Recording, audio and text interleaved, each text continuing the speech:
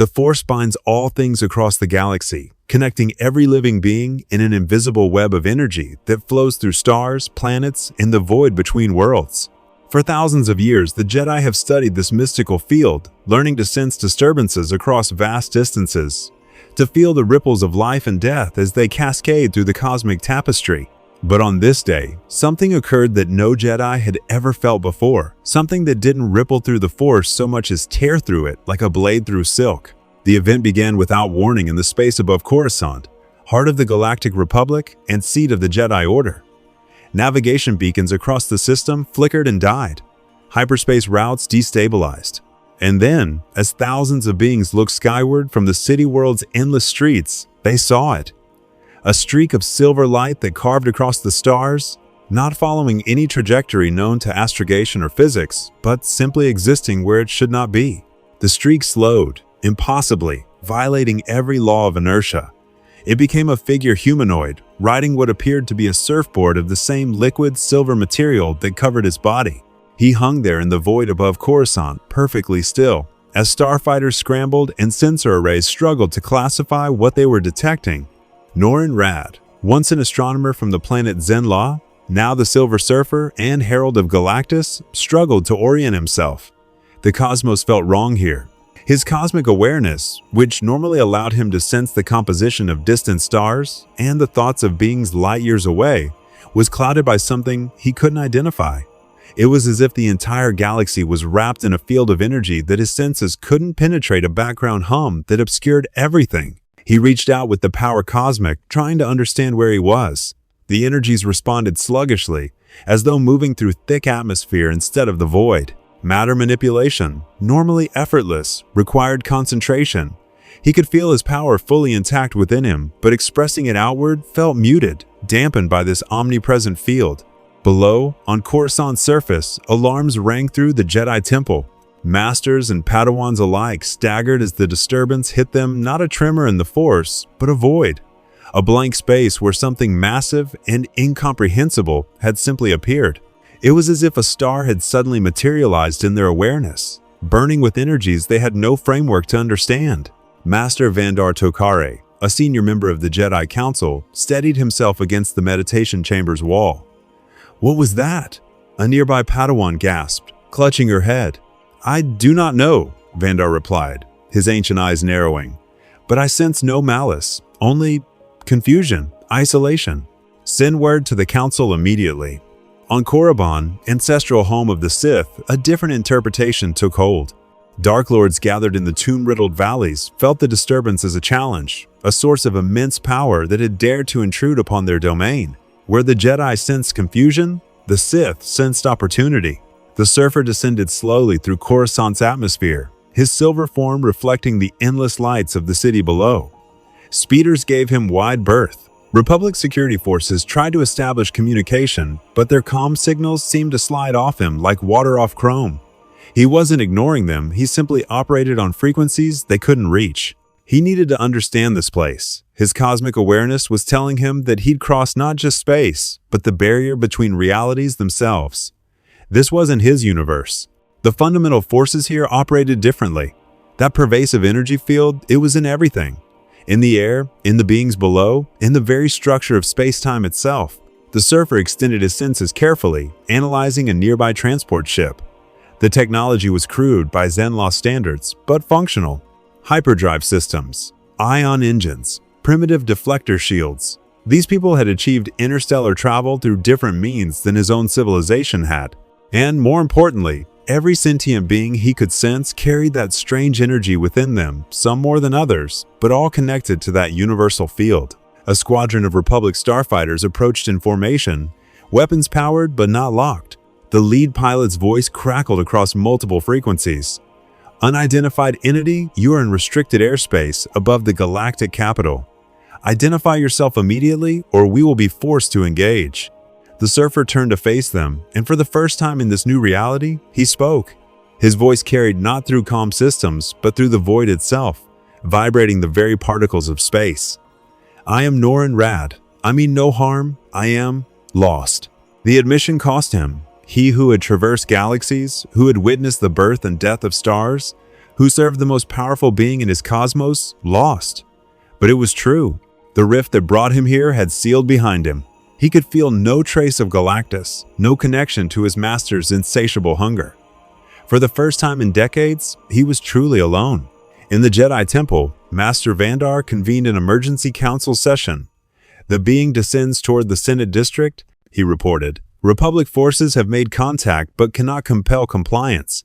We must decide, do we greet this stranger as a potential ally or contain him as a threat? The question hung in the air, unanswered, as across the galaxy, both Jedi and Sith began to move.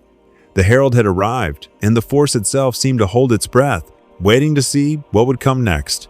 If you want to see more characters enter the Star Wars galaxy, hit that subscribe button and drop the name of a character you'd want to see in the comments below. May the Force be with you. The Jedi Council chambers occupied the highest spire of the temple, a circular room with vast windows that overlooked Coruscant's sprawling cityscape, 12 seats arranged in a precise circle, though today only 9 were occupied. The absent masters were already en route from distant worlds, summoned by the unprecedented disturbance that had shaken the Force itself. Master Vandar stood at the center, his small form belying the weight of his centuries. Around him, holographic projections displayed the silver figure hovering above the Senate District, unmoving, as if waiting for something. Republic security had established a perimeter, but their weapons seemed almost quaint against something that had simply appeared from nowhere. Unprecedented, this is, Vandar said, his voice carrying the careful deliberation of age. A being of pure energy, wrapped in metallic form. Yet through the Force, I sense a living consciousness, tormented, bound to purpose not his own. Master Atris, her features sharp with suspicion, leaned forward. He claims to be lost, yet arrives at the heart of the Republic? This could be deception, a Sith weapon perhaps, or something worse.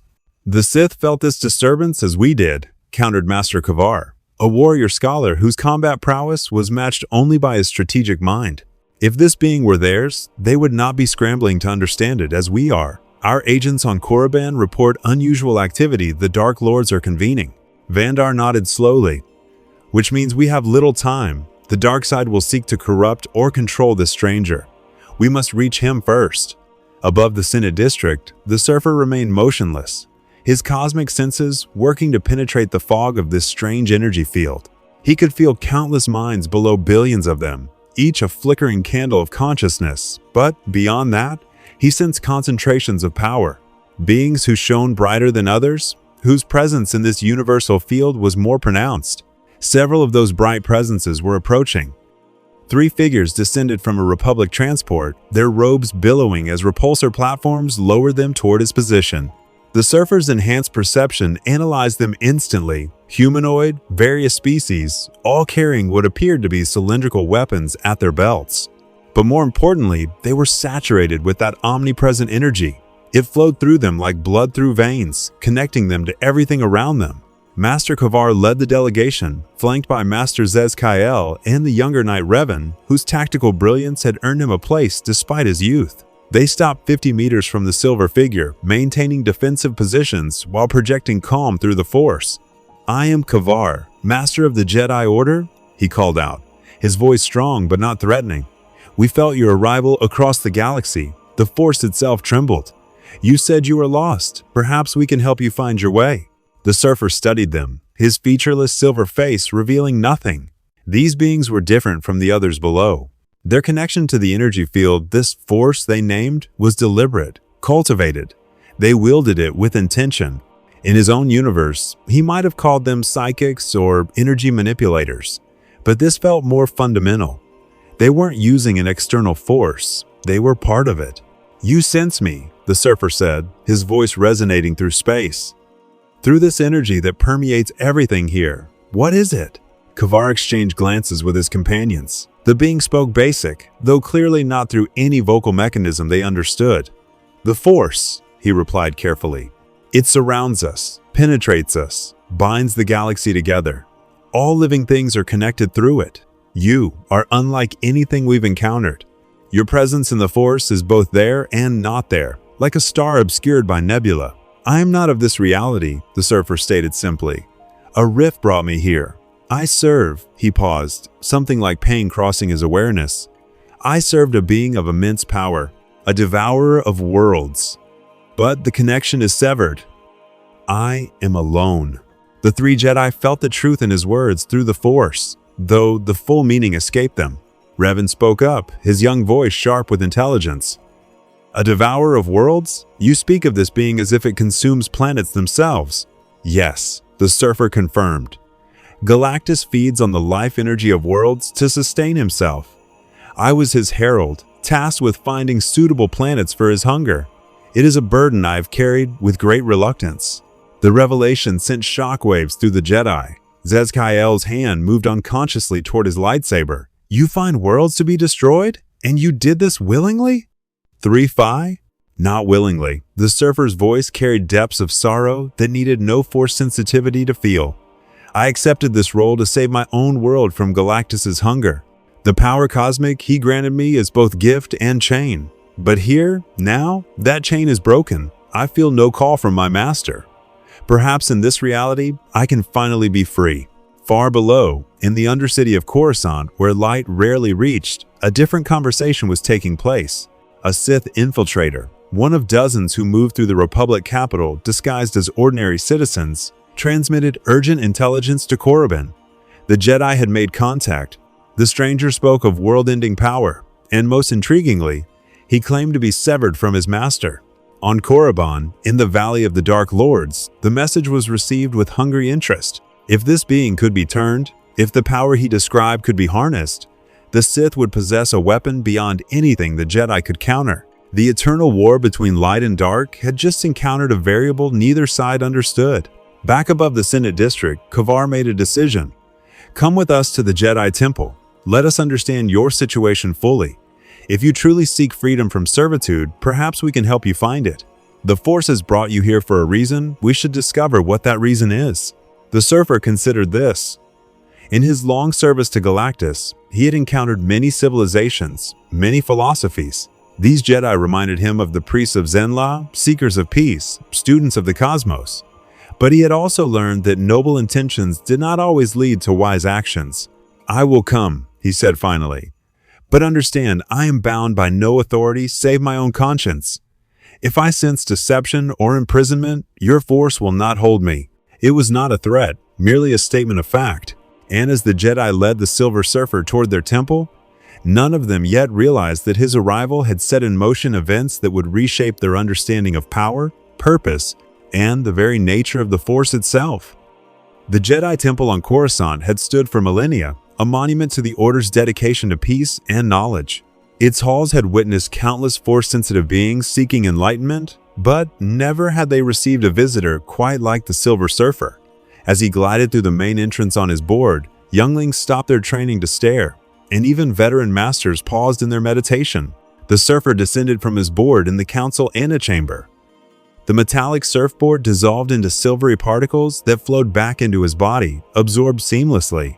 The Jedi escort watched with barely concealed fascination. Matter manipulation of that precision was beyond even the most skilled Force users.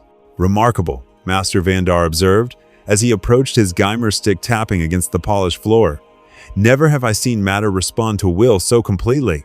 Not through the Force, but through something else entirely.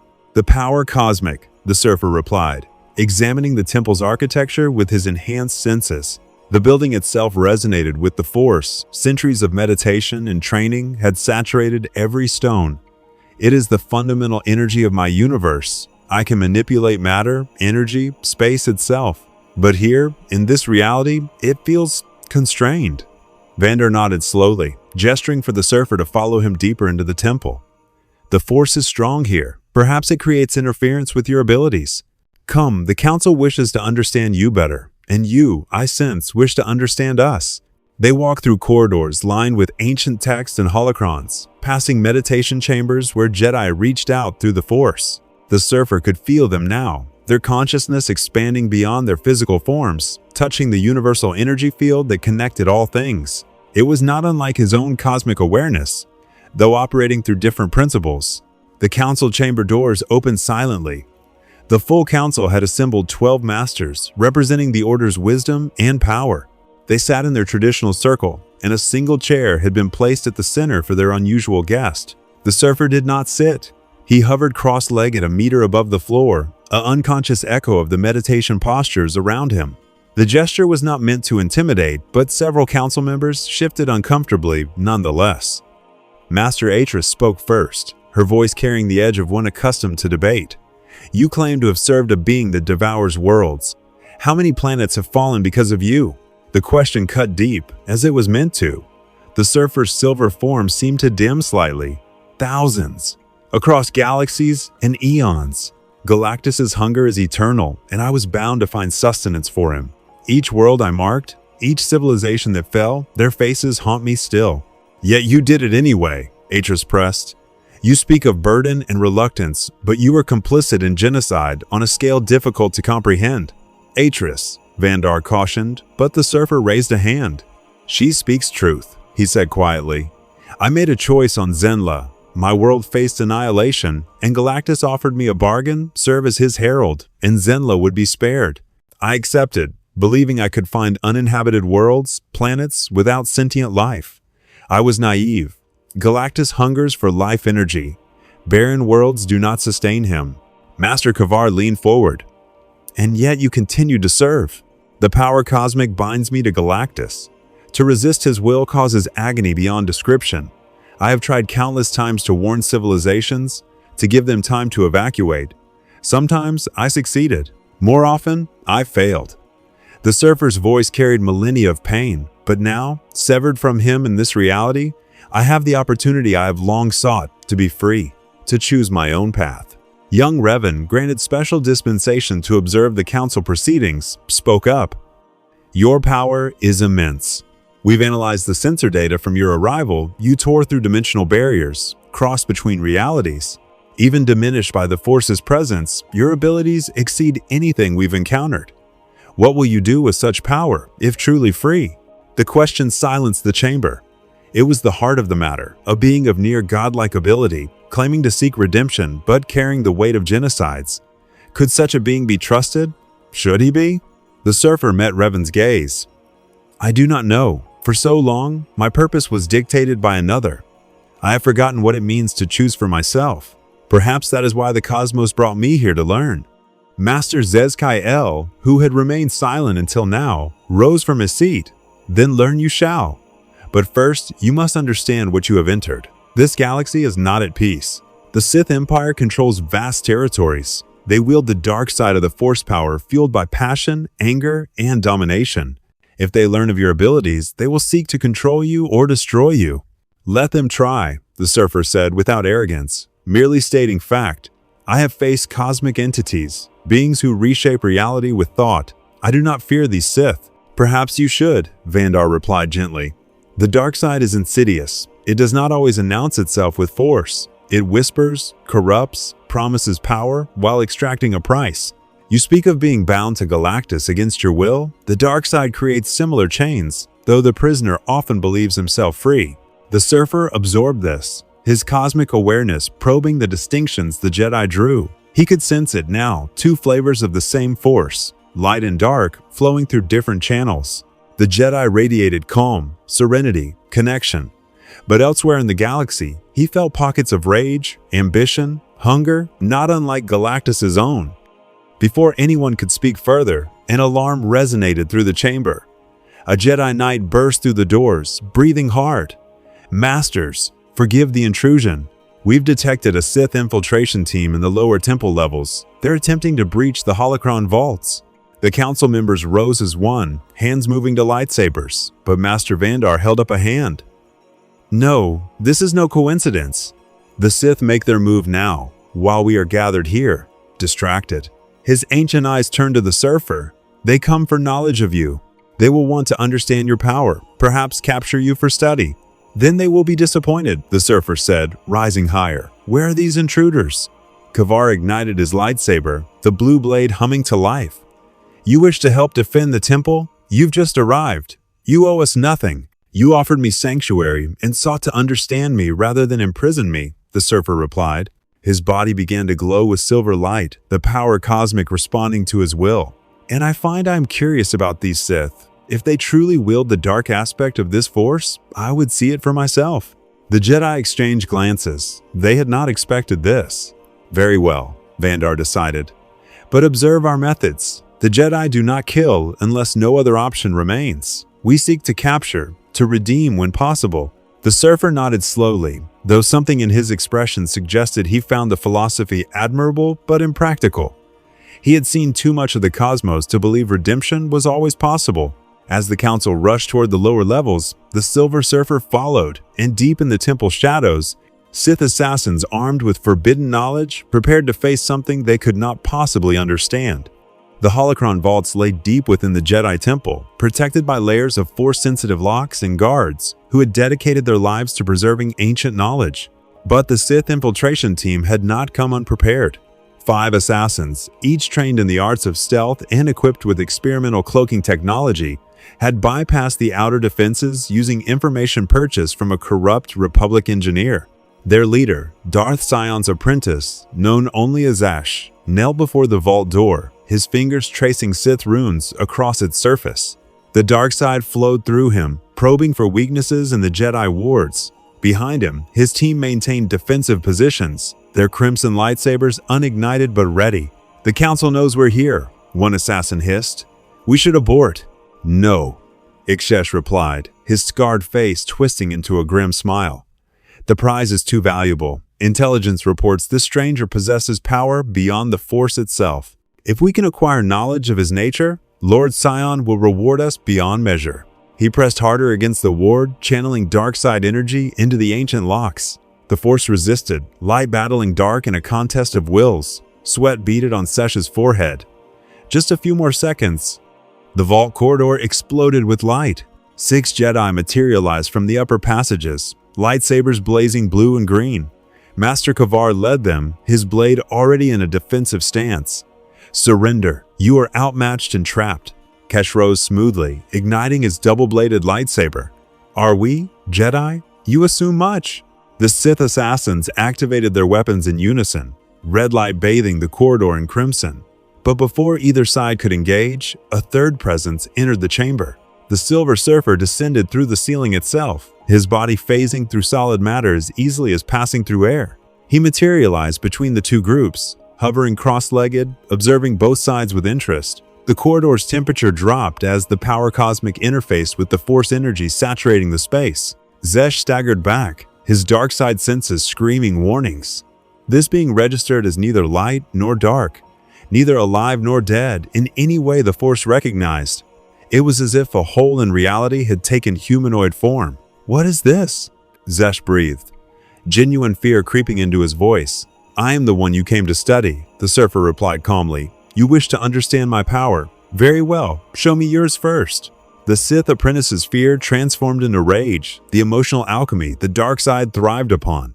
"You dare mock us? Kill him!" 2 assassins lunged forward, their lightsabers carving lethal arcs through the air. The Surfer didn't move. The blades struck his silver skin and stopped, unable to penetrate. The plasma that could cut through durasteel, that hummed with the Force itself, simply couldn't touch him. The assassin stumbled back in shock. The Surfer examined where the blades had made contact, analyzing the energy composition. "Fascinating.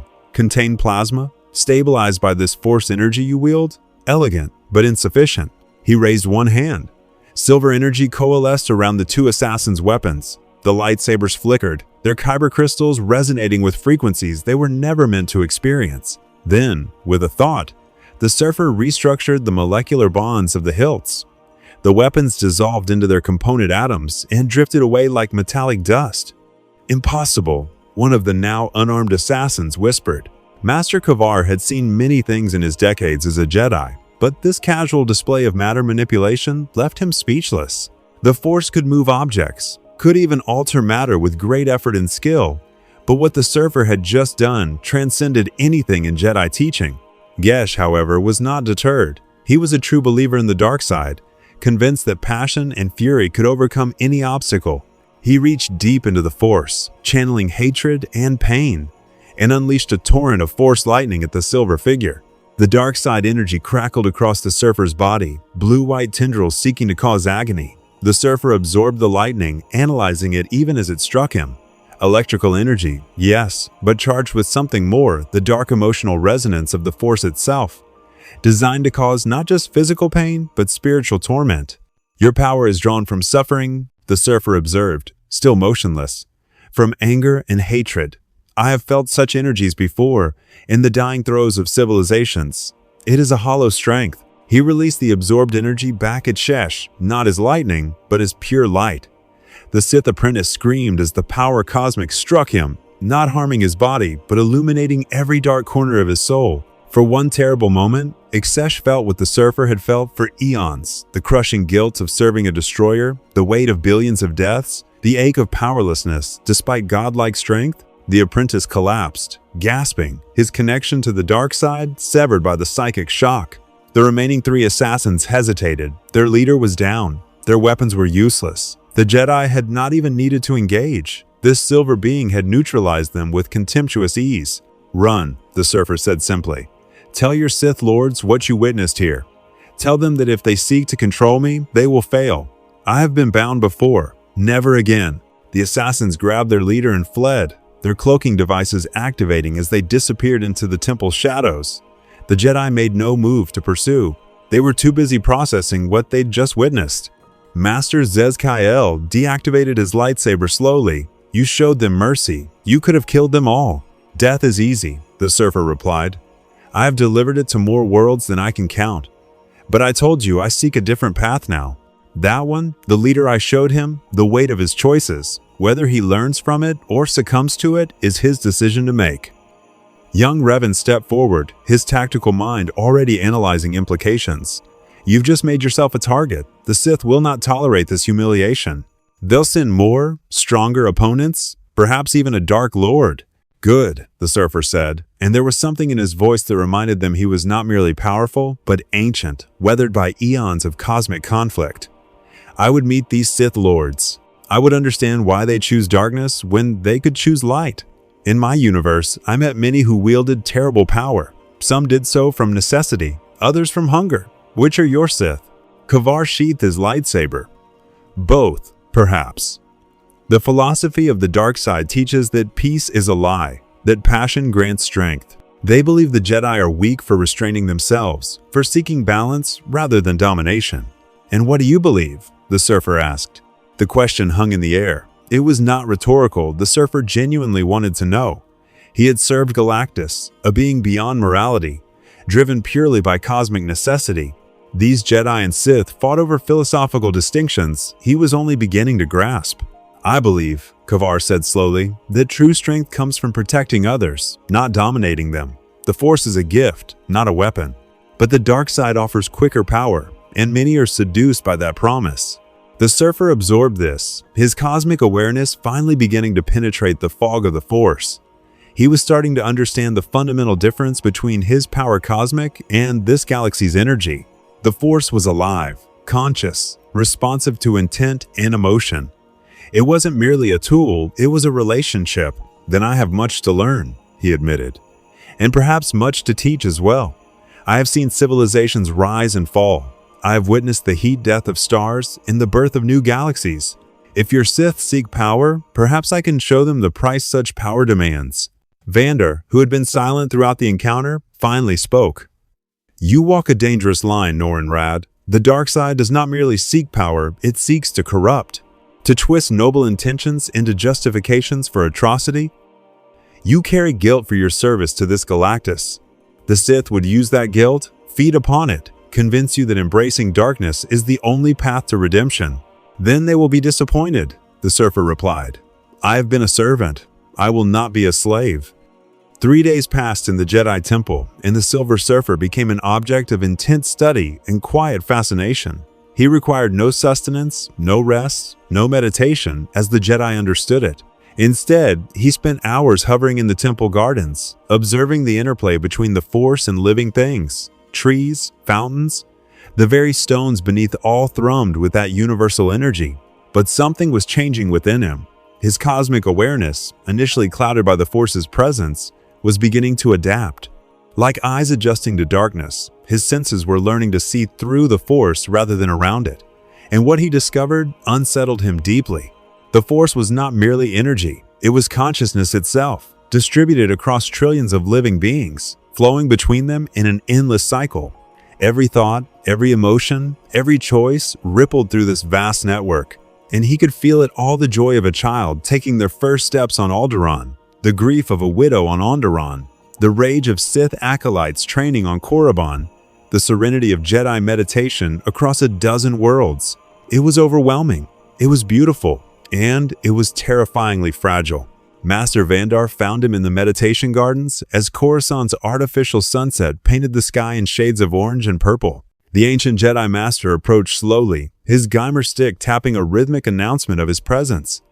"Troubled, you are," Vandar observed, settling onto a stone bench. "Feel it in the Force. I do. Your presence has become clearer. Less like static, more like a distant star coming into focus." The surfer descended to ground level, his feet touching grass for the first time since arriving in this galaxy. The sensation was strange. He had not felt the need to walk in decades. "I am beginning to understand what the Force truly is, and the implications terrify me." "Speak freely," Vandar encouraged. "In my universe, I serve a being who consumes worlds because he must. Galactus is a cosmic constant, neither good nor evil, simply necessary. His hunger is the price of reality's continued existence. But here," the surfer gestured around them, "the Force connects all living things. If Galactus were to find this galaxy, if he were to devour even one world, the death would echo through every Force-sensitive being across thousands of light years." Vandar's expression grew grave. "You believe your former master may follow you here. I created a rift when I arrived, a wound between dimensions. I have been attempting to sense whether it remains open, whether Galactus can trace my passage." The surfer's silver form seemed to dim.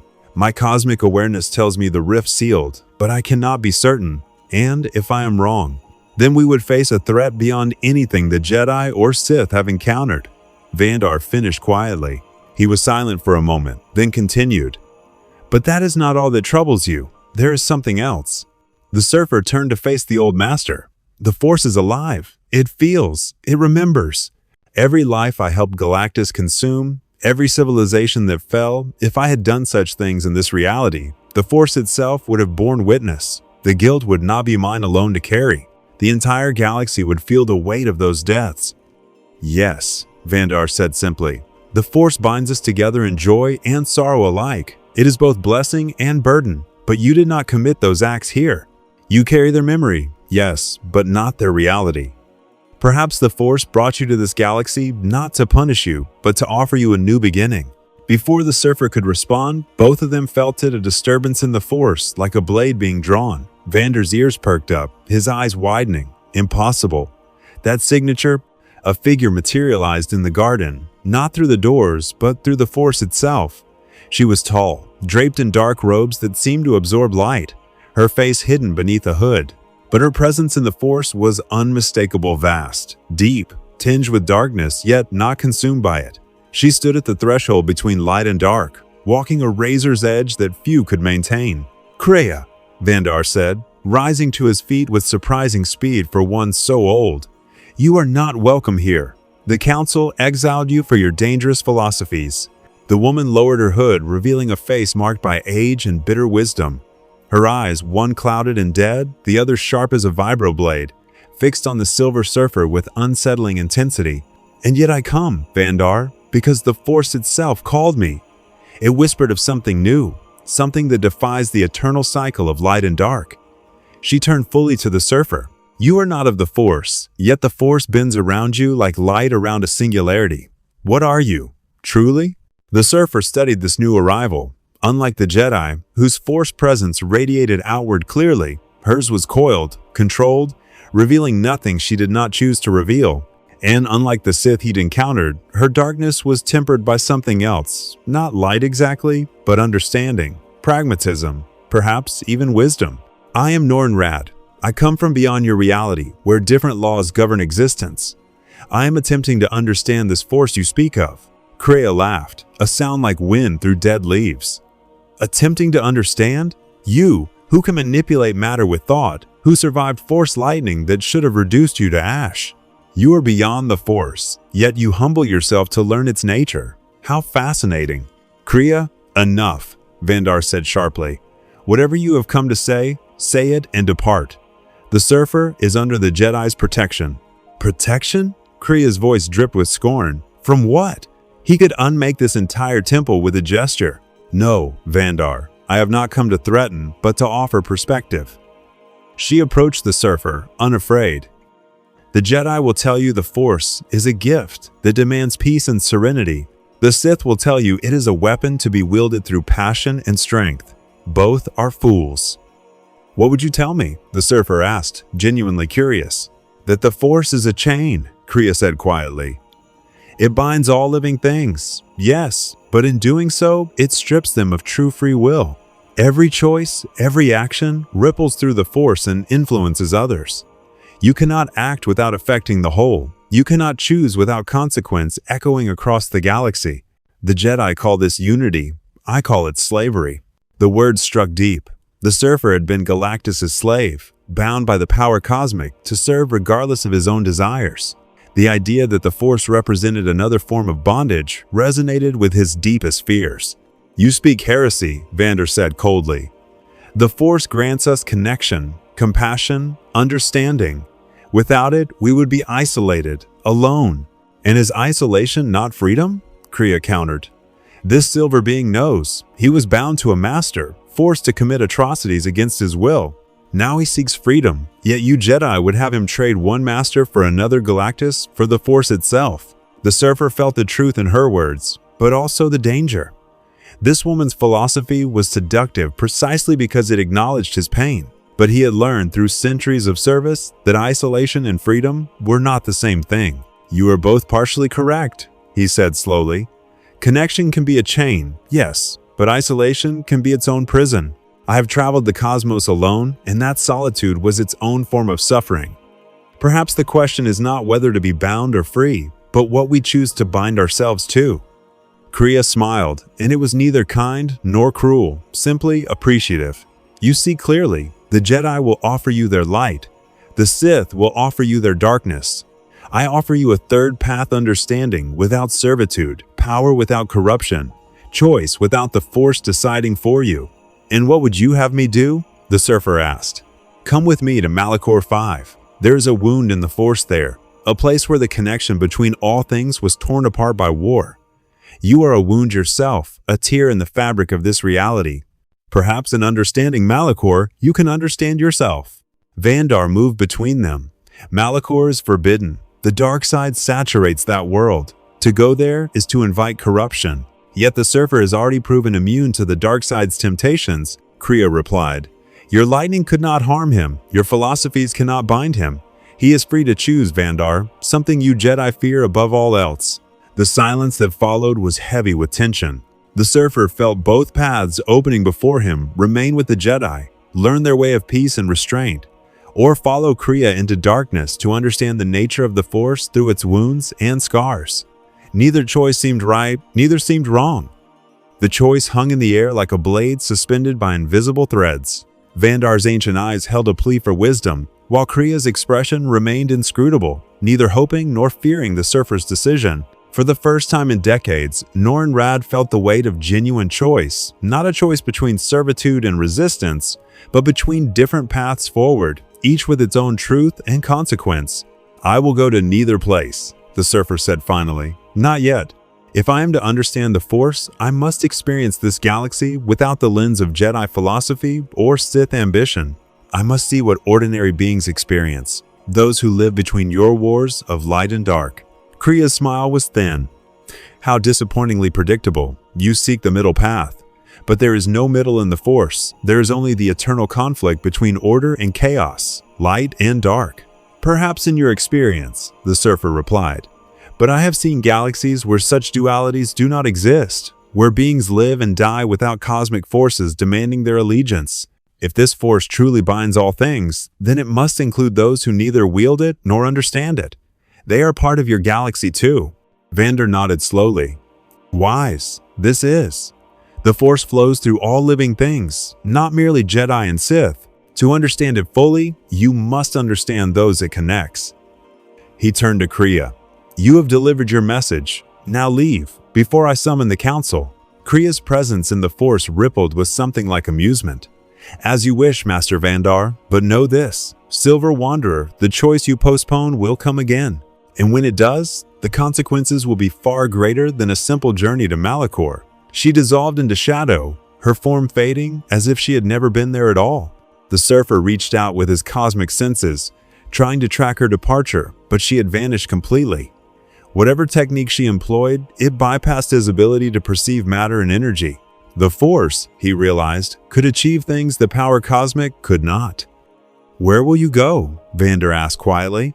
"There is a world I sensed during my arrival, Tatooine, a desert planet on the outer rim.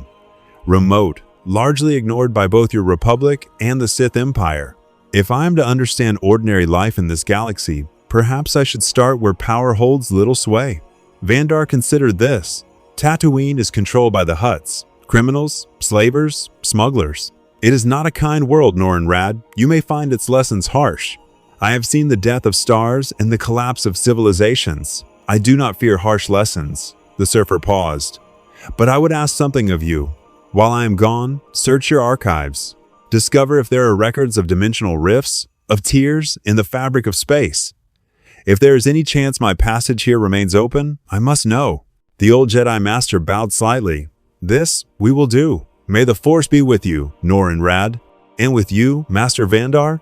The surfer rose into the air, his silver form catching the last rays of Coruscant's sunset. He accelerated upward, passing through the temple's towers without resistance, phasing through matter as easily as light through glass. Within moments, he breached the atmosphere, leaving the city world behind.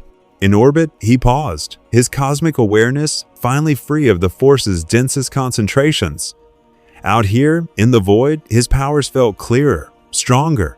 He could sense the hyperspace lanes crisscrossing the galaxy, could feel the gravitational eddies of distant stars, could taste the radiation signatures of 1,000 worlds. But beneath it all, that omnipresent hum remained the Force, quieter in the emptiness, but never truly absent. Even in the void between stars, life existed. Microorganisms clinging to asteroids, space-dwelling creatures navigating the dark, all connected through that invisible web. He oriented himself toward the outer rim and accelerated. Without the constraints of hyperspace, powered purely by the power cosmic, he crossed distances that would take Republic ships hours in mere minutes. The galaxy blurred around him, a tapestry of light and energy. Tatooine appeared as a tan sphere hanging in the black, orbited by twin suns that bathed it in relentless heat. The surfer slowed as he approached, his senses analyzing the planet below. Primitive by galactic standards, sparse population, high concentration of silicate minerals that would make agriculture nearly impossible. A harsh world indeed. He descended toward the largest settlement. His senses detected a spaceport town called Mos Eisley. As he broke through the atmosphere, he adjusted his form, attempting something he had not done in years. The silver coating that covered his body retracted partially, revealing tan skin beneath. His facial features became more defined, more human. He could not completely suppress the power cosmic, it was too integral to his being, but he could appear less obviously alien. The transformation took concentration. In this force-saturated galaxy, matter manipulation required more effort than in his home universe. But he managed it, and by the time he touched down in the desert outside Mos Eisley, he appeared as a metallic-skinned humanoid rather than a living chrome statue. The heat was immense, but the surfer felt it only as data. His body no longer responded to temperature extremes. He could walk through a star's corona or the frozen void with equal comfort. But the beings living here had no such protection. He could sense them in the settlement ahead, their lives grinding out existence in these unforgiving wastes. He walked toward the town, his feet leaving impressions in the sand. It felt strange to walk after so long flying, but he wanted to approach, as these people did, to experience their limitations, even if briefly. Mos Eisley revealed itself gradually through the heat-shimmer low buildings designed to deflect the sun's fury, landing pads occupied by battered freighters, and beings of a dozen species moving through dusty streets. The surfer's altered appearance drew stares, but not alarm. In a place like this, strange visitors were commonplace. He entered a cantina, drawn by the concentration of life within. The establishment was dim, cooler than the streets, filled with the smell of alien alcohols and the murmur of a dozen conversations in as many languages. A band played music in the corner, their instruments producing sounds the surfer found discordant but somehow fitting. He approached the bar, uncertain of local customs but curious to observe. The bartender, a gruff humanoid with a cybernetic eye, looked him up and down. "We don't serve droids here," he growled. "I am not a droid," the surfer replied. The bartender squinted. "Then what are you? Some kind of cyborg?" Before the surfer could answer, a commotion erupted near the entrance. 3 Rhodian bounty hunters had cornered a human smuggler, their blasters drawn. The cantina's patrons barely reacted. Violence was apparently routine here. "You owe Jabba 50,000 credits," the lead Rhodian hissed. "He's tired of waiting." The smuggler, a young man with desperate eyes, held up his hands. "I told Jabba's people I need more time. One more run and I'll have the credits." "Jabba's patience is exhausted. You come with us or we take your ship as collateral and leave you to the Tuskens." The surfer watched, analyzing the situation. This was a microcosm of what Vandar had warned him about, a world where power, even petty criminal power, dictated outcomes. The young smuggler had no force abilities, no allies, no leverage. He was helpless. And the surfer remembered what it felt like to be helpless. He stood and walked toward the confrontation. The cantina fell silent, sensing something was about to happen. The lead Rhodian turned his blaster toward the approaching figure. "This doesn't concern you, Silverskin. Walk away." "Lower your weapon," the surfer said quietly. The Rhodian's finger tightened on the trigger. The blaster fired, a bolt of red energy streaking toward the surfer's chest. It struck and dissipated harmlessly, the energy absorbed and neutralized before it could cause harm. The cantina erupted into chaos. Beings dove for cover. The other 2 Rhodians opened fire, their shots equally ineffective. The surfer raised one hand, and the 3 blasters dissolved into their component molecules, raining down as metallic dust. "I said lower your weapons," the surfer repeated. "Now leave. Tell your employer that this man is under my protection." The Rhodians fled, their confidence shattered. The cantina slowly returned to normalcy, though every eye remained on the silver-skinned stranger. The young smuggler stared in disbelief. "Who? What are you?" he managed. "Someone who understands what it means to be bound by debts you cannot pay," the surfer replied. "What is your name?" "Dash. Dash Rendar. And I don't know what you just did, but you've painted a target on both our backs. Jabba the Hutt doesn't forgive interference."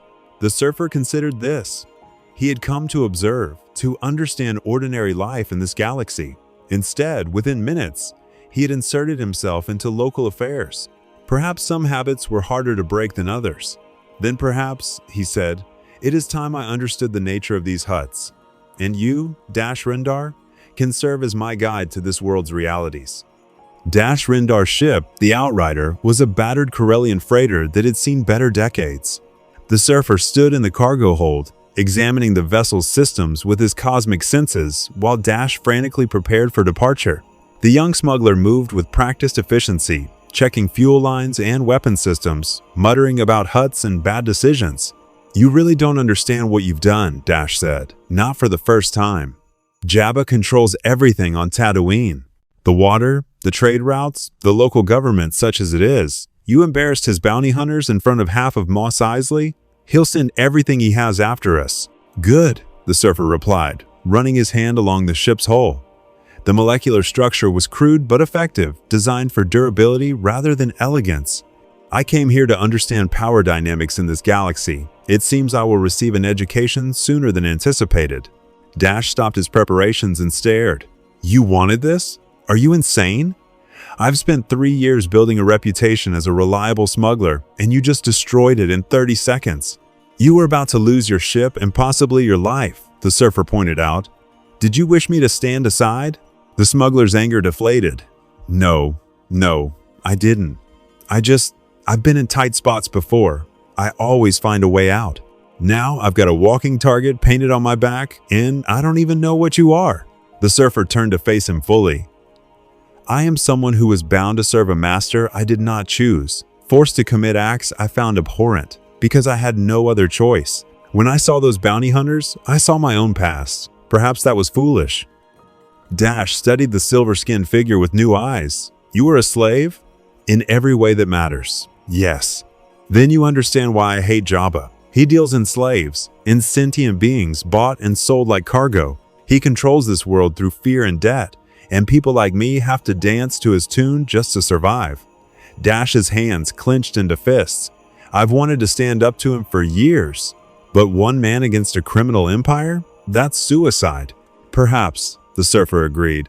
But you are not alone now, and I am curious to see what this Jabba represents. The Jedi speak of light. The Sith speak of darkness. But beings like this Hutt, they wield neither the Force nor cosmic power, yet they control entire worlds. How? Dash barked a laugh. Credits, power, and ruthlessness. Jabba has been building his empire for decades. He owns the Hutt cartel's operations in this sector: spice smuggling, slave trading, protection rackets, gambling. He's got bounty hunters, mercenaries, even corrupt Republic officials in his pocket. The ship's comm system crackled to life. A deep, resonant voice spoke in Huttese, the guttural language translated by the ship's computer. Dash Rendar, you have made a grave error. Return to Jabba's palace immediately with the silver-skinned being who interfered with his business. Do this, and your debt will be forgiven. Refuse, and you will both die slowly in the Dune Sea. Dash reached for the comm, but the surfer raised a hand. Allow me. He spoke directly into the system, his voice carrying harmonics that made the speakers vibrate. I am Norin Rad.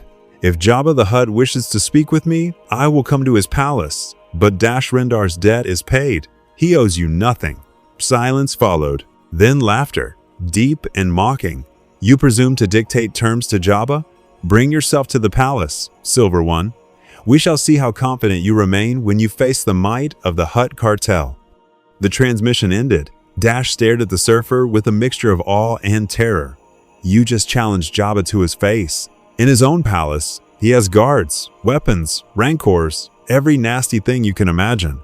Even if you're as powerful as you seem, walking into that place is death. Then I will walk into death and see if it can hold me, the surfer said calmly.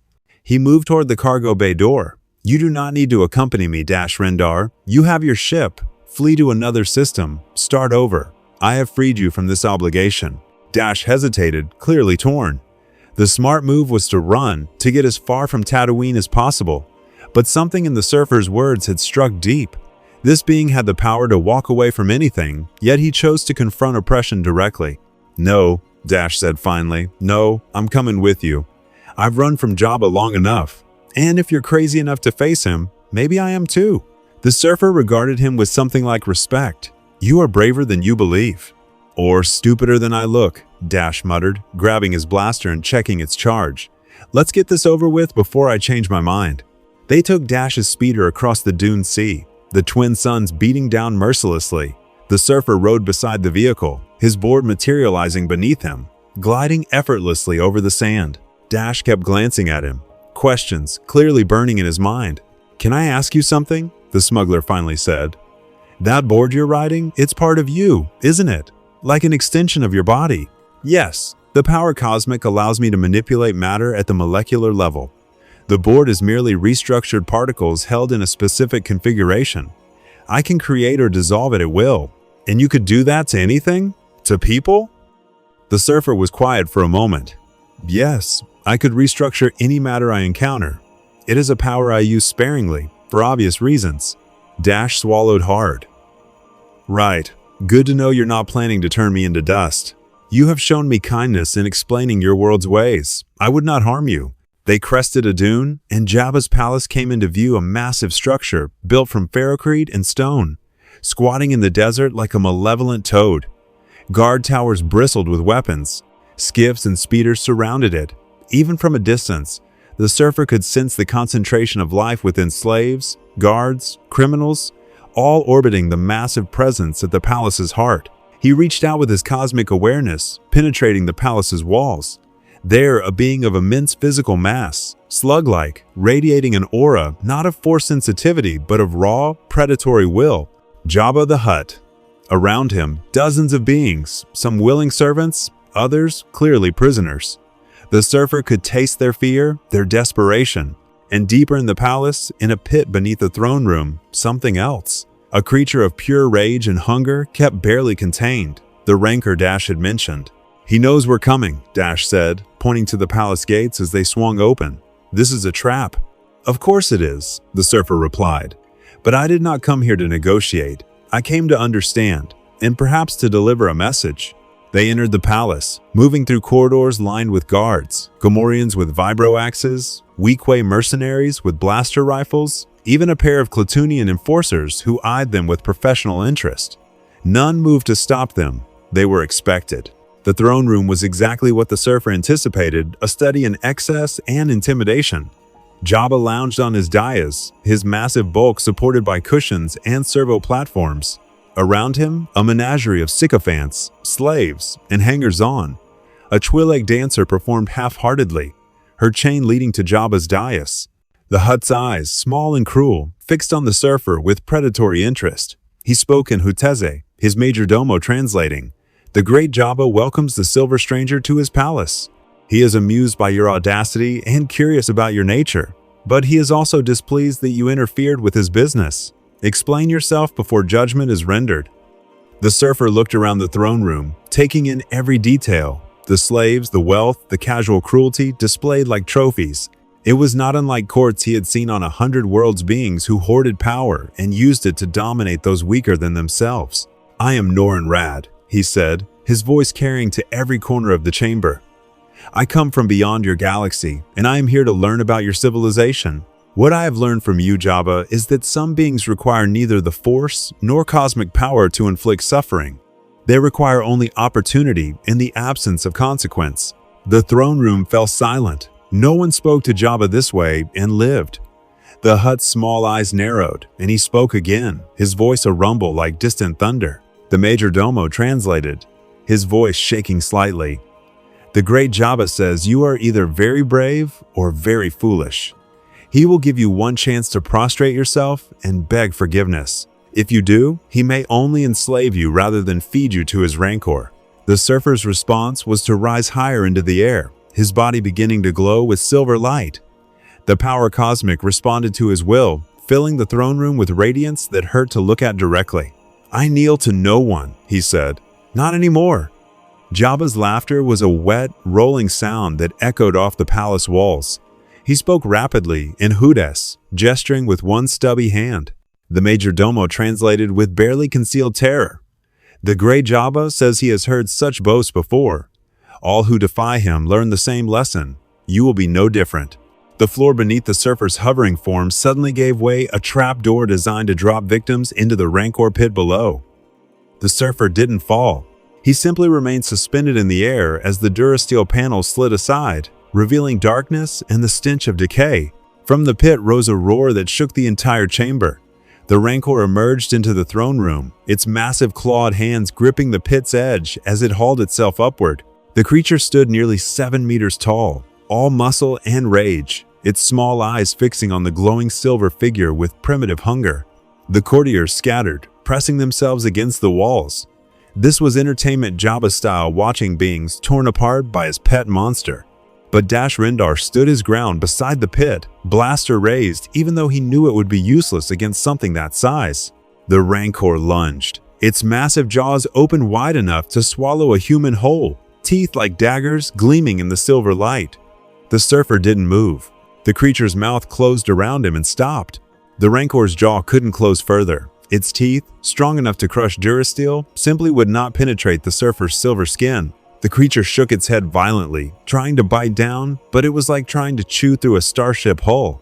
The surfer spoke, his voice muffled but clear even from within the rancor's mouth. "I understand your hunger. I have served one whose appetite dwarfed yours beyond measure. But you are a prisoner here, just as I was. Let me show you freedom." He placed his hands against the inside of the rancor's jaw and pushed gently. The creature's mouth opened involuntarily, and the surfer floated free, unmarked. The rancor stumbled backward, confused and hurting. Its jaw had cracked slightly from trying to bite the indestructible being. The surfer descended to stand before the wounded beast. He reached out, placing his hand on the rancor's scarred hide. The power cosmic flowed through his touch, and the creature's pain began to ease. Broken bones in its jaw knitted together. Old wounds from years of captivity and forced combat healed. The rancor's small eyes widened in surprise. "You have been made into a weapon? the surfer said softly. "Used to kill for another's amusement. I will not harm you, but I give you a choice. Remain here as a slave or accept your freedom." He gestured toward the palace wall. Silver energy lanced out, and a section of Ferrocrete simply ceased to exist, restructured into its component atoms. Beyond lay the open desert and the night sky, twin moons rising over the dunes. The Rancor looked at the opening, then back at the surfer. For a moment, intelligence flickered in those primitive eyes, understanding, perhaps even gratitude. Then the creature turned and lumbered through the opening, disappearing into the Tatooine night. The sound of its footfalls faded into the distance. Jabba's throne room erupted into chaos. The Hutt bellowed commands, his voice shaking with rage. Guards raised their weapons, dozens of blasters and rifles, all targeting the surfer. "Wait!" Dash shouted, stepping into the line of fire. "You're all idiots if you think blasters will stop him. I saw him absorb Force lightning. He dissolved weapons with a thought. You shoot him, and he'll kill you all without effort." The guards hesitated, looking to Jabba for guidance. The Hutt's face was a mask of fury, but behind the rage, the surfer detected something else: calculation. Jabba hadn't survived this long by being reckless. He was reassessing the threat. The Majordomo spoke nervously. "The great Jabba asked what you want. Clearly, you are powerful beyond his capacity to punish. State your price for leaving his palace intact." "I want nothing from Jabba," the surfer replied. "But I will make him an offer. Release every slave in this palace. Forgive every debt owed to you by those who cannot pay. Use your wealth and influence to create rather than destroy." The throne room fell silent. Then Jabba began to laugh again, a sound of genuine amusement this time. He spoke at length, his Majordomo translating with visible discomfort. "The great Jabba says you are naive beyond measure. This galaxy runs on power and profit. Those who hold wealth make the rules. The weak serve the strong. This is the natural order. He has no intention of releasing valuable assets or forgiving profitable debts." The surfer had expected this answer. He had encountered beings like Jabba across countless worlds, those who measured worth in power and possessions, who saw other beings as resources to be exploited. Galactus had been such a being, though operating on a cosmic rather than criminal scale. "Then I will show you what happens when the natural order is disrupted," the surfer said quietly. He rose higher, his body blazing with the power cosmic. The energy intensified until the entire throne room was bathed in light, bright as the sun. He reached out with his cosmic awareness, sensing every lock, every chain, every restraining bolt in the entire palace complex. Then he changed them. Throughout Jabba's palace, slave collars simply fell away, their molecular bonds severed, locked doors dissolved, energy cages deactivated, cell walls restructured themselves into archways. In the span of seconds, every physical restraint Jabba used to hold his slaves ceased to exist. Alarms shrieked. Guards rushed toward holding areas only to find them empty, slaves fleeing through newly created exits. The Twi'lek dancer on Jabba's dais stared at her broken chain in disbelief, then ran for the nearest door. Jabba roared commands, but his carefully constructed empire was collapsing around him. Slaves who had served for years were escaping into the desert. Prisoners he'd held for ransom were disappearing. Even some of his guards, recognizing the shift in power, were abandoning their posts. The surfer descended to stand directly before Jabba's dais. "I told you I came to learn about your galaxy. You have taught me that some beings choose oppression not from necessity but from preference. They could change, could use their power for good, but they refuse. You are such a being, Jabba the Hutt." Jabba's eyes blazed with hatred. But the surfer also detected fear, perhaps the first genuine fear the crime lord had felt in decades. The Hutt spoke, and this time the Majordomo didn't need to translate. The meaning was clear in the tone, a death threat, a promise of revenge. "You may try," the surfer replied. "But understand this, I have stood before the devourer of worlds and survived. I have crossed dimensional barriers and emerged intact. Your threats are less than the wind in the desert." He turned to Dash, who stood frozen in shock at what he'd just witnessed. "Come, there's nothing more to learn here." They walked toward the palace exit, and no one tried to stop them. The guards parted like water, unwilling to test their weapons against a being who had dismantled their master's entire operation in minutes. Behind them, Jabba's bellows of rage echoed through the corridors, but they were the cries of someone whose power had been revealed as illusion. Outside, freed slaves were scattering into the night.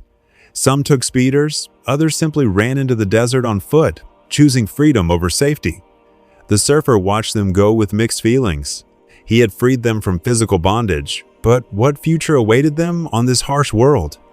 Dash found his voice. You just made an enemy of the most powerful crime lord on Tatooine. Maybe in the entire Outer Rim. He'll send everything he has after you. He is welcome to try, the surfer replied. But I suspect Jabba's reign is ending. Word of tonight will spread. Other crime lords will see weakness. His slaves are free. His mystique is broken. He is simply an obese slug sitting on a pile of credits, and credits cannot protect him from what's coming. Dash laughed, a sound of relief and disbelief mixed together. You know what? You're right. I've been afraid of him for so long, and you walked in and broke him in minutes. Not with an army or a navy, just by showing him his power was meaningless. All power is meaningless if wielded without wisdom or compassion, the surfer said. That is something I learned too late, but I learned it nonetheless. They retrieved the speeder and began the journey back to Mos Eisley. Above them, the stars blazed in Tatooine's clear night sky. The surfer looked up at those distant suns, his cosmic senses reaching out. Somewhere among those points of light, the Jedi and Sith waged their eternal war over the Force. Somewhere, Kreia walked her solitary path between light and dark. And somewhere, perhaps, the rift he'd created still echoed, a wound in dimensional space that might yet bring consequences. But for now, in this moment, he had made a choice. Not the Jedi's choice, or the Sith's choice, or Kreia's choice. His own choice. To stand against oppression wherever he found it. To use his power to free rather than bind. It was a small start, but it was a start. The message reached Coruscant within hours. Encrypted channels carried whispers across the holonet. A silver being had walked into Jabba's palace and dismantled the crime lord's empire without firing a shot. The Hutt cartel was in chaos. Bounty hunters were being offered fortunes for information, and the Jedi Council convened an emergency session to discuss what the surfer's actions meant for the galaxy. But those consequences would take time to unfold. For now, the surfer stood in the desert outside Mos Eisley, watching the twin suns rise over endless dunes. Dash had returned to his ship to make repairs and plan his next move, leaving the cosmic wanderer alone with his thoughts. He had freed slaves. He had humiliated a tyrant. By any measure, he had done good. Yet something gnawed at him, a sensation he hadn't felt since his first days serving Galactus. The Force itself seemed to press against his consciousness, not threatening but questioning. His actions had created ripples, disturbances that spread outward through that vast web of connection. You are troubled, a voice said behind him. The surfer turned. Master Vandar stood there, leaning on his Geimer stick, his ancient robes dusty from travel. Beside him was young Revan, the tactical genius whose sharp mind had impressed the surfer during their first meeting. How did you find me? The surfer asked. The Force led us, Vandar replied simply, and also reports from every corner of the Outer Rim. What you did at Jabba's palace felt across the galaxy? It was a disruption in the Force unlike anything in recent memory. Revan stepped forward, his expression a mixture of admiration and concern.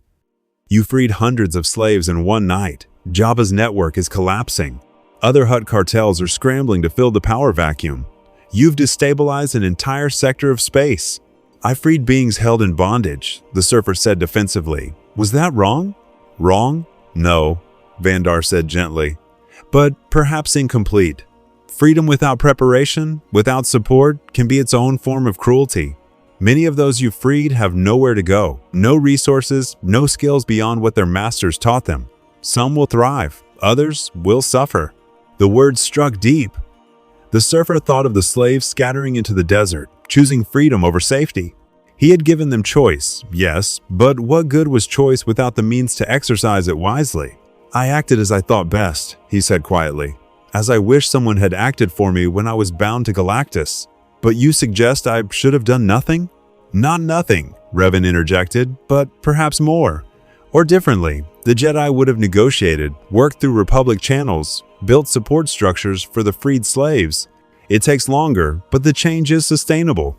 And how many would have died while you negotiated? The surfer challenged. How many would have suffered while you built your support structures? I have watched civilizations debate and plan while worlds burned. Sometimes action is required, even if imperfect. Vandar nodded slowly. Truth in your words? There is. The Jedi way is not always the fastest way, but consider your action tonight has consequences you cannot see. Jabba's rivals will seize his territory. Some may be worse than he was. The slaves you freed may be recaptured by others. And beings across the galaxy now know that a single individual can overturn established order with raw power alone. You fear others will try to emulate me, the surfer realized. Some will see you as a hero, Revan said, others as a threat. The Sith especially will take note. If one being can reshape society through power alone, what does that say about the Jedi philosophy of restraint and patience? Before the conversation could continue, the surfer's cosmic senses screamed a warning. Something was approaching fast, cutting through hyperspace with intent and fury. He reached out with his awareness and felt it clearly. A Sith warship, heavily armed, carrying beings saturated with dark side energy. They come, he said simply. Vandar's ears perked up. Who comes? The Sith. I feel their presence. They are not subtle rage and hunger pour off them like radiation from a dying star. The surfer rose into the air, his body beginning to glow. They seek confrontation. Revan activated his comlink, calling for Republic support, but Vandar raised a hand. Too far from Republic space? We are. If the Sith come in force, we face them alone. The warship broke from hyperspace in a flash of pseudo-motion, a massive vessel bristling with weapons. It hung in Tatooine's orbit like a blade poised to strike. Moments later, smaller craft Sith fighters and a landing transport descended toward the planet's surface. Dash emerged from the Outrider, blaster in hand. What's happening? Those look like Sith Empire ships. They are, Revan confirmed, his hand moving to his lightsaber. And they're coming here. We need to evacuate the settlement. No time, the surfer said. They will be here in minutes.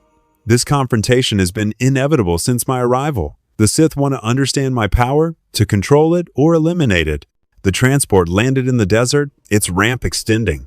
A dozen Sith warriors emerged, their crimson armor gleaming in the twin suns' light. Behind them came three figures in dark robes, Sith lords, their presence in the Force like open wounds. And finally, a fourth figure descended, taller than the rest, his face hidden behind an ornate mask. Darth Sion. Even the surfer, new to this galaxy, recognized the name from Jedi warnings. A Sith Lord who had conquered death itself through sheer force of will and dark side power.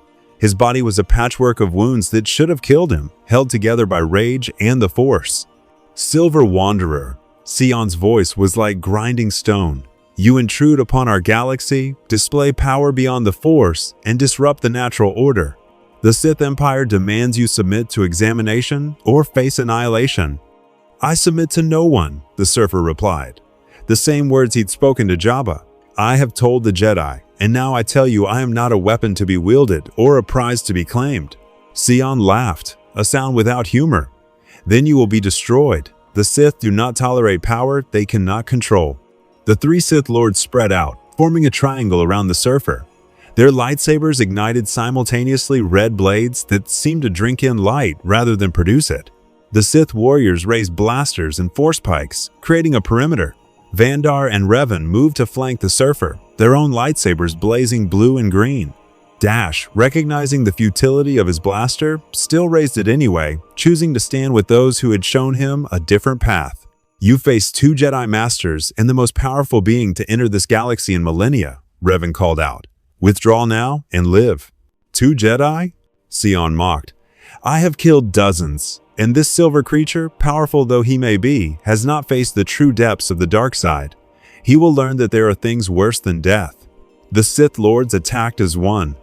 Force lightning erupted from their hands, 3 streams of dark energy converging on the surfer. The power cosmic blazed in response, absorbing the lightning and converting it to harmless light. But the surfer felt something different this time. The lightning carried more than electrical energy.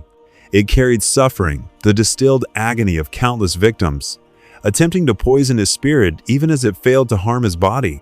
Your pain means nothing to me, the surfer said. I have carried the guilt of worlds. Your torture is insignificant by comparison. He gestured, and the sand around the Sith Lords rose up, restructured into crystalline barriers that blocked their foresight. The Lord shattered the barriers easily, but the momentary disruption allowed Vandar and Revan to engage. Lightsaber met lightsaber, the distinctive snap hiss of blades clashing echoing across the desert. Darth Sion strode forward, seemingly unconcerned by the battle around him. His own lightsaber remained sheathed. Instead, he reached out with the Force in a way the surfer hadn't felt before, not pushing or pulling, but grasping, attempting to tear the very essence of life from his opponent's body. The attack should have killed instantly. It had worked on Jedi Masters, ripping the Force from their bodies and leaving empty husks. But the surfer was not connected to the Force in the same way. The technique slid off him like water off stone. Sion's eyes widened behind his mask, the first genuine surprise. Impossible. All living things are bound to the Force. You should be dead.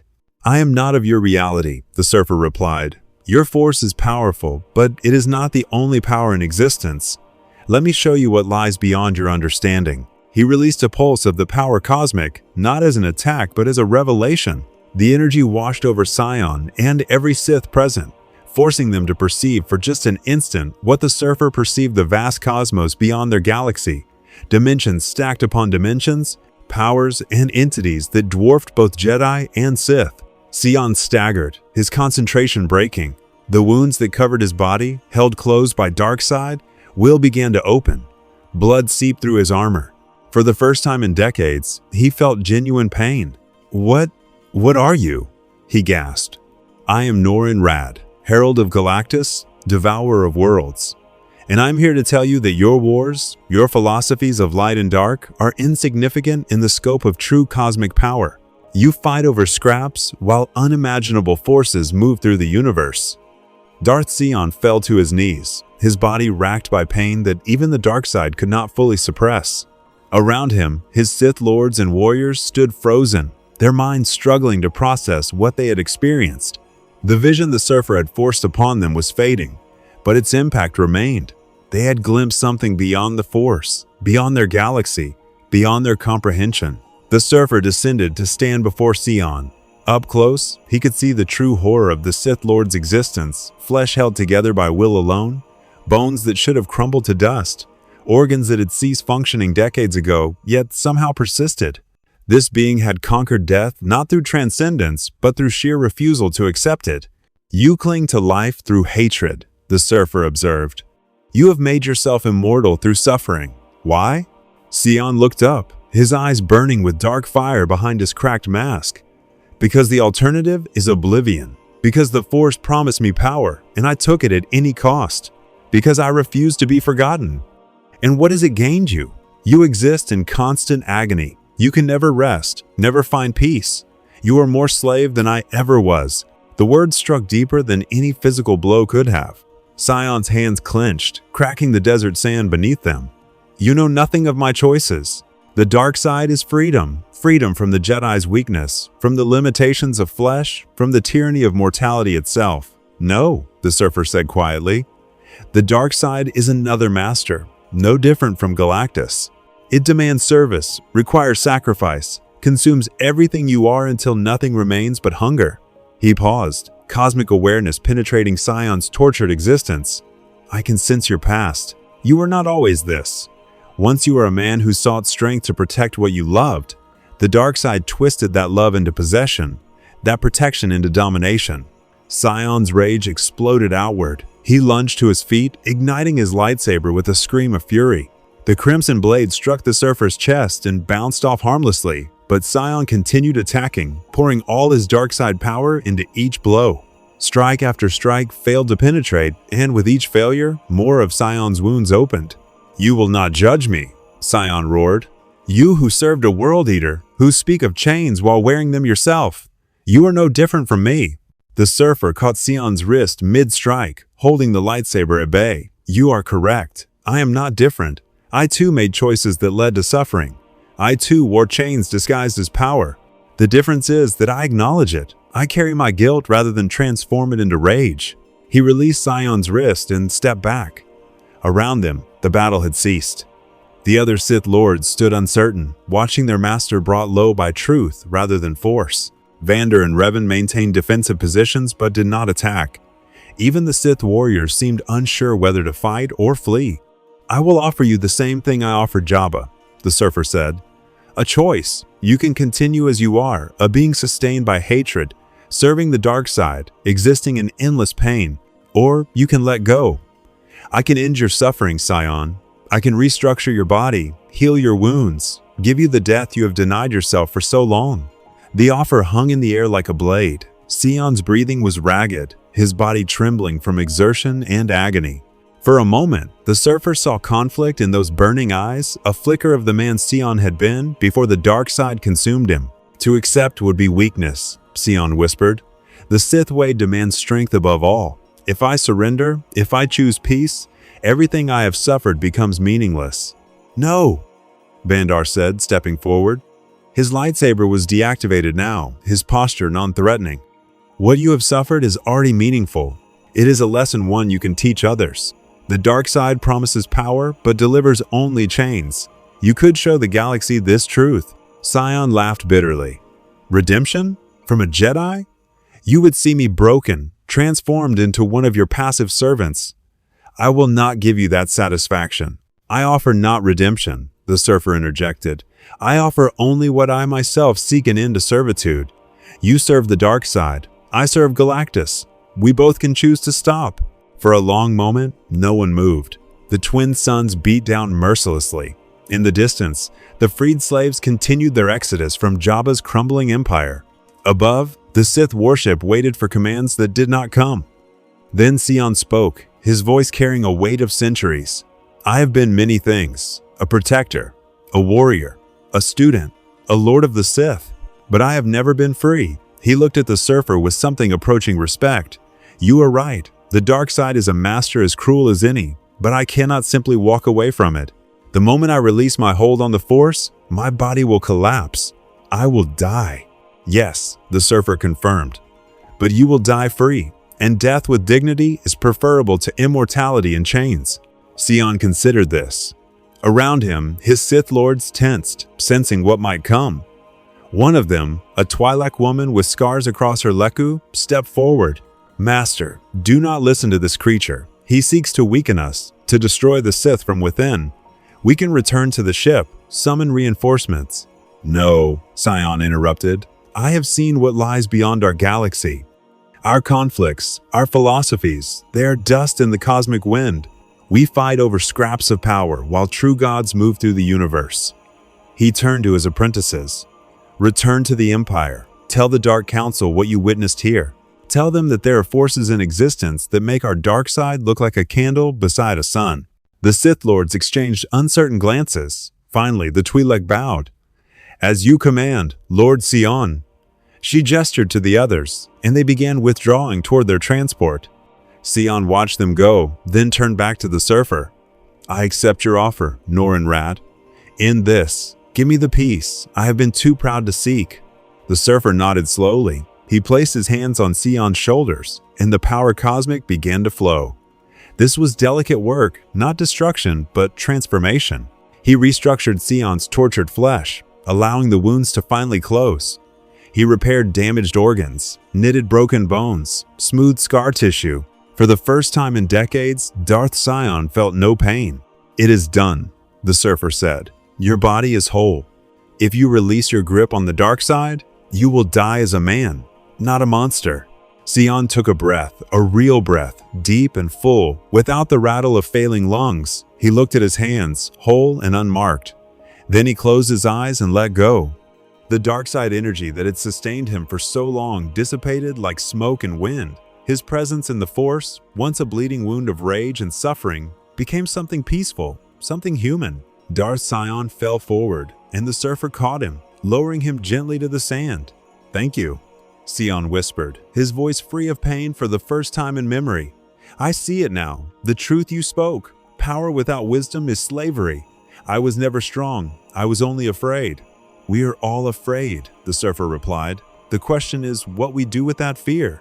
Sion smiled a genuine expression, not the twisted grimace of a Sith Lord, but the peaceful acceptance of a man facing his end with dignity. Tell them, tell the galaxy, that even the darkest can find light at the end, if they choose it. His eyes closed, his breathing stopped. The Force rippled outward from his passing, not a violent death, but a willing release. A burden finally set down. Vandar approached, his ancient face grave. "What you did here today will echo through the Force for generations.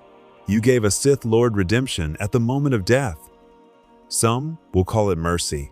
Others will call it manipulation. The galaxy will debate this for centuries." "Let them debate," the surfer said, rising to his feet. "I did what I thought right. That is all any being can do." Revan stood nearby, his tactical mind clearly working through implications. The Sith Empire will respond to this. They cannot ignore one of their lords choosing death over the dark side. This could spark internal conflicts, schisms within their philosophy. "Good," Dash said unexpectedly. Everyone turned to look at the smuggler. He shrugged. "What? The Sith have terrorized the galaxy for centuries. If this causes them problems, I'm all for it." The surfer looked up at the sky, his cosmic senses reaching outward. The Sith warship was departing, carrying word of what had transpired. Across the galaxy, both Jedi and Sith were sensing the disturbance, Sion's death, and the presence of something beyond their understanding. "I came to this galaxy seeking to understand the Force," the surfer said. "I have learned that it is more than energy. It is connection, consciousness, the living record of every choice made by every being. And I have learned that my presence here creates ripples I cannot control." "What will you do now?" Vendar asked. The surfer was quiet for a long moment. Then he spoke. "I will continue what I began. I will witness this galaxy, understand its peoples, confront oppression where I find it.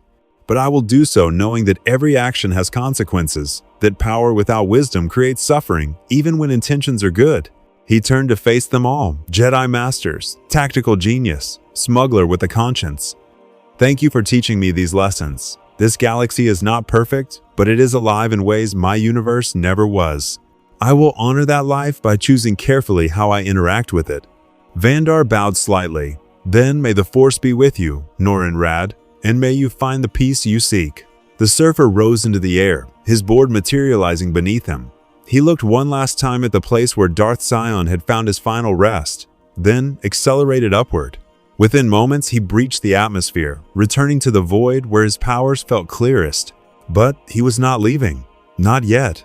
There was still much to understand, and somewhere in this Force-saturated galaxy, answers awaited. And perhaps, just perhaps, he could find a way to ensure that Galactus never found this place, never brought his cosmic hunger to these trillions of interconnected lives. The herald had arrived, the herald had learned, and the herald would stand watch for as long as this galaxy needed him. The galaxy had changed in ways both visible and invisible. On Tatooine, freed slaves carved new lives from the unforgiving desert, while Jabba the Hutt's empire continued its slow collapse. The crime lord survived, but his mystique was shattered. He was no longer the untouchable tyrant, merely another gangster clinging to fading power. Others would rise to challenge him, and some of those freed by a silver stranger would be among them. On Korriban, the Sith Empire convulsed with internal conflict. The apprentices who had witnessed Darth Sion's peaceful death brought word to the Dark Council, and the debate that followed tore at the foundations of Sith philosophy. Could one who embraced peace at the end truly be called weak? Or had Sion demonstrated the ultimate strength, choosing his own fate rather than remaining enslaved to the dark side? The schism would not heal easily. On Coruscant, the Jedi Council meditated on what the surfer's arrival meant for the galaxy. They had sensed his power, witnessed his choices, felt the ripples spreading through the Force. Master Vandar proposed a new doctrine, that the Force was not the only power in existence, that the Jedi must remain humble before the vast cosmos. Not all council members agreed, but the conversation had begun. And in the depths of space, far from any world or star, the Silver Surfer hovered in contemplative silence. His cosmic awareness had fully adapted now, learning to perceive through the Force rather than around it. He could feel the galaxy in ways the Jedi themselves could not, every life, every choice, every connection, forming an intricate tapestry of consciousness. But more importantly, he had confirmed his deepest fear and greatest hope. The dimensional rift he had created was sealed, but not perfectly. Deep in the fabric of space-time, a scar remained invisible to this galaxy's instruments, barely perceptible even to his enhanced senses, but present nonetheless.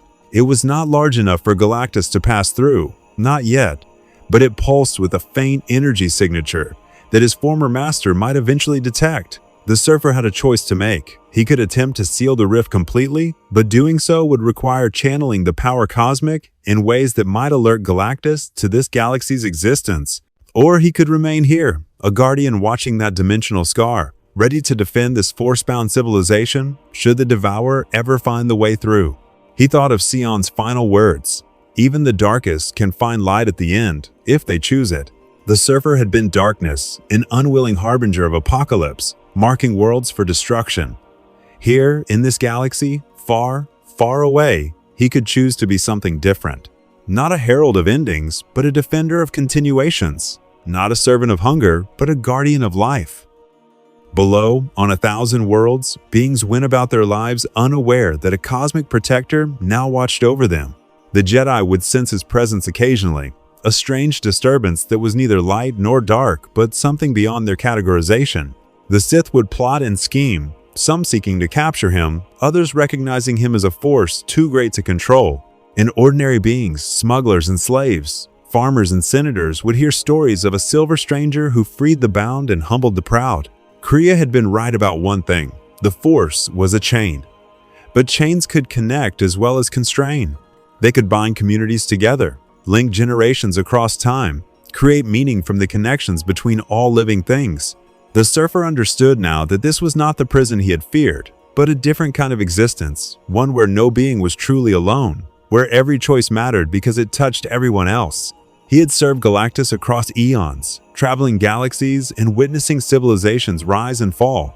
He had been the herald, the harbinger, the silver shadow preceding ultimate destruction.